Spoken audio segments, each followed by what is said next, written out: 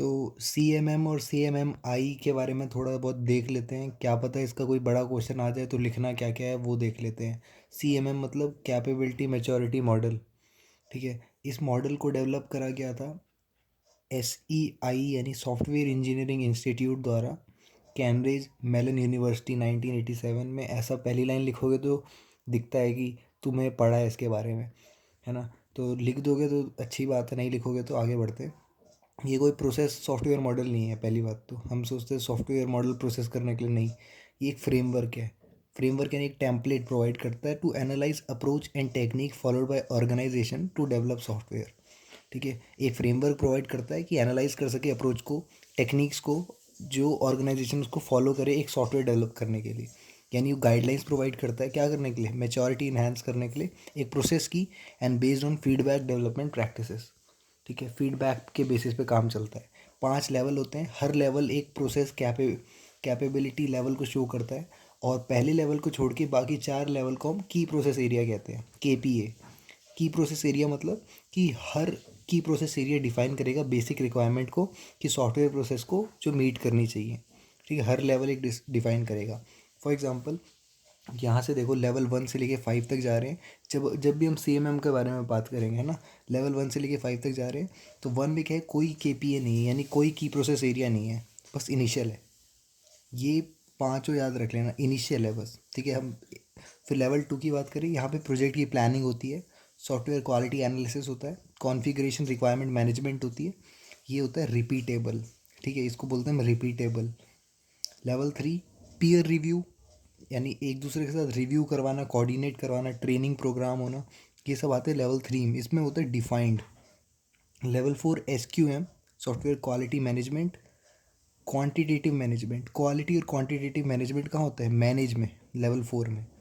Level 5 यानी process change, technology change management, ये सब देखा जाता है ऑप्टिमाइजिंग में, लेवल 5 में।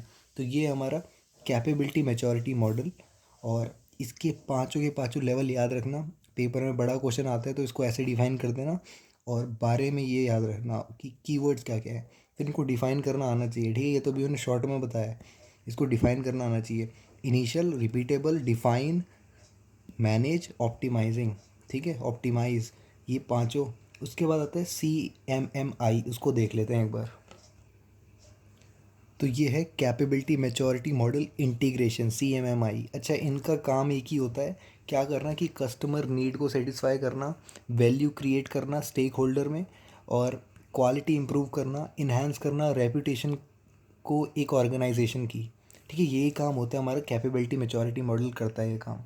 ठीक है, तो ये क्या है, सक्सेसर ऑफ CMM, यानी CMM का एक वर्जन थोड़ा आगे है। तो कैपेबिलिटी मैच्योरिटी मॉडल तो है ही, साथ में इंटीग्रेशन भी ऐड है, और इवॉल्व्ड वर्जन है। ठीक है, इतना समझ में आता है। तो जो जो अगर CMM तुमने पढ़ लिया है, अभी अभी मैंने बताया था, उसका कोई भी पॉइंट याद आ रहा है ना, उसका इनहेंस्ड वर्जन ये है, तो समझ में आता है ना तुम्हें कैसे लिखना है, अगर सिर्फ पर्टिकुलरली इसके बारे में पूछा जाए। ठीक है, since CMM is reference model, मैंने बताया था रेफरेंस मॉडल है, टेम्पलेट है एक तरह का, और एक मेच्योरिटी प्रैक्टिसेस क्या क्या होनी चाहिए। So it become difficult to integrate discipline as per requirement. तो कोई भी नया डिसिप्लिन डालना होता है, वो रिक्वायरमेंट के हिसाब से कोई डिसिप्लिन डालना होता है, तो इंटीग्रेट करने में दिक्कत आ जाती है ना। इसलिए हम क्या करते हैं, CMMI का यूज़ करते हैं, क्योंकि इसमें allow integration of multiple discipline की इंटीग्रेशन को अलाउ करते हैं जब भी हमें चाहिए हो। ठीक है, फिर CMMI की रिप्रेजेंटेशन बोलूँ तो एक होती है स्टेज रिप्रेजेंटेशन, एक होती है कॉन्टीन्यूस रिप्रेजेंटेशन। ठीक है, हाँ। तो स्टेज में क्या होता है, uses pre define set of process, pre define set of process use करता है। Areas to define improved path को डिफाइन करने के लिए pre defined set of process use करता है। ठीक है, यहाँ पे क्या करता है, यूज़ करते क्या, capability level that measure improvement process area को, क्या यूज़ करता है, कैपेबिलिटी लेवल यूज़ करता है इम्प्रूवमेंट प्रोसेस एरिया को मेजर करने के लिए। ये कुछ 2 पॉइंट्स याद रख लेना, काम बन जाएगा। स्टेज CMMI, यानी ये stage CMMI representation allows comparison between different organization for multiple maturity level. ठीक है, जैसे तुम अब बार बार लिखोगे ना ये, तो बड़ा हो जाएगा आंसर। स्टेज CMMI रिप्रेजेंटेशन, देखो एक लाइन में तो यही लिख दिया मैंने, allows comparison between different organization for multiple maturity level. क्या होगा इसमें, कंपैरिजन हो रहा है मल्टीपल मैच्योरिटी लेवल के बेसिस पे, है ना।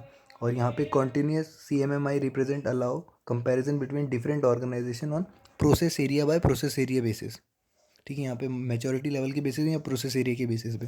अब मैच्योरिटी लेवल के बारे में बता दूँ तो 5 लेवल होते हैं, लेवल 1 से 5 तक। कैपेबिलिटी लेवल की बात करें तो लेवल 0 से लेवल 5 तक। तो यहाँ पे बस एक इनकम्प्लीट आ जाता है। देखो इनिशियल तो उसमें भी था manage, define, quantitatively manage, optimize. और इसमें incomplete, performed, manage, define, quantitatively manage, optimize. ठीक है, ये पांचों हैं, इनको याद कर लेना इनके नाम, और इनको डिफाइन करना आना चाहिए बड़ा आंसर बनाने के लिए। और कैसे करना है डिफाइन, तो ये गीक्स फॉर गीक्स में दे रखा है। अगर तुम्हें ढूंढने में टाइम लगेगा तो मैं डिस्क्रिप्शन में डाल देता हूँ।